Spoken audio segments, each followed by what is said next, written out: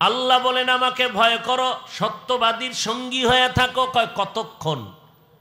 বলে তার রঙে রঙিন হবা না যতক্ষণ। ওলামায়ে আহলে হকের পেছনে থাকো কতক্ষণ? বলে তার রং তোমার ভেতরে আসবে না যতক্ষণ। কারণ তাদের সাথে সময় লাগানোর একমাত্র কারণ মদিনার সুন্নত চিনি না, তারা চিনায়ে দিবেন আমি মানব।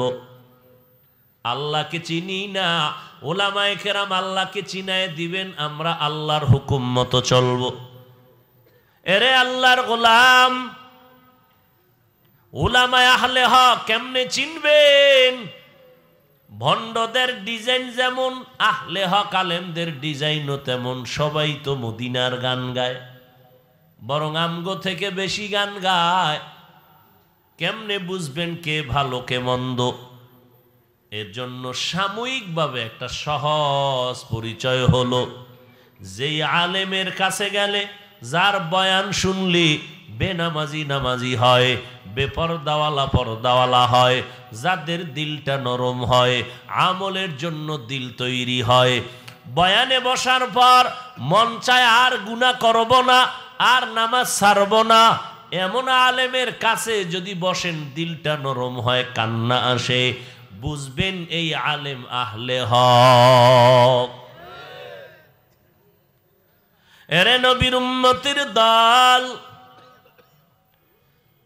আল্লামা শায়েখ সাদি রহমাতুল্লাহ আলাই, পারস্যের কবি, কবিকুল সম্রাট, তিনি একদিন গোসলখানায় ঢুকতেছিলেন, গোসল করবেন। হঠাৎ ঢুকিয়া দেখেন গোসলখানার থেকে মেশকো আম্বরের ঘ্রাণ আসতেছে। গোসলখানার থেকে এত সুন্দর ঘ্রাণ কেন?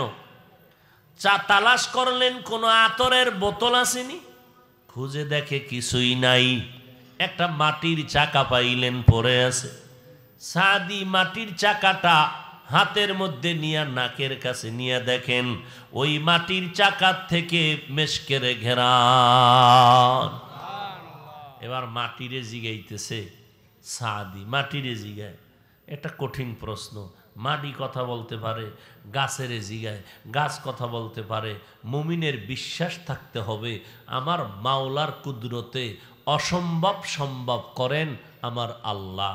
এটা আল্লাহ করতে পারেন। আল্লাহ, শিশু বাচ্চা কি কথা বলতে পারে? আল্লাহর কুদরতে পারে না, পারে না? এটা আল্লাহর কুদরত।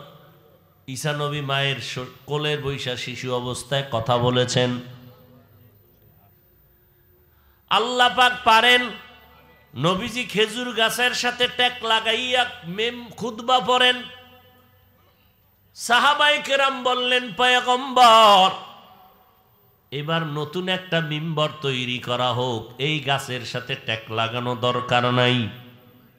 নবী যখন একটু দূরে সরলেন, নবীর সাথে মোহাব্বতের ওই গাছ, মরা গাছ, সাহাবায়ে কেরাম বলেন মানুষের কান্নার মতো আওয়াজ আসতেছে, কান্নার আওয়াজ। নবী বলেন গাছ কাঁদো কেন? বলে আপনার বিরহের বেদনা। কি চাও?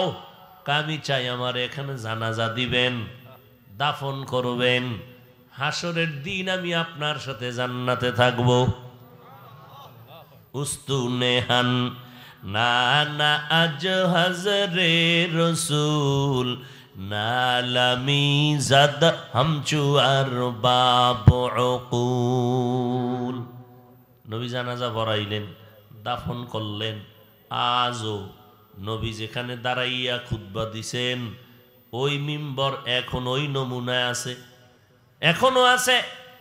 এবং ওই জায়গায় একটা পাথরের পিলার, ওই পিলারের উপরে আরবিতে লেখা আছে ঘুরাইয়া সাতুনে উস্তুনে হান্নানা। এই খুঁটি হলো উস্তুনে হান্নানা, যেই গাছের নাম, ওই গাছের এটা পিলার।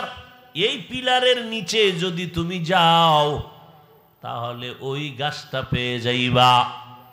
মরা গাছে কথা বলতে পারে না, মাওলা বলাইলে কাদের কুদরতু দারি বরকামাল আন্তা রব্বি আন্তা হাসবি জুল জালাল তুহি কাদের जलीलुल्लाह जहादार बहर हाले तू ही मेरा निगाहदार।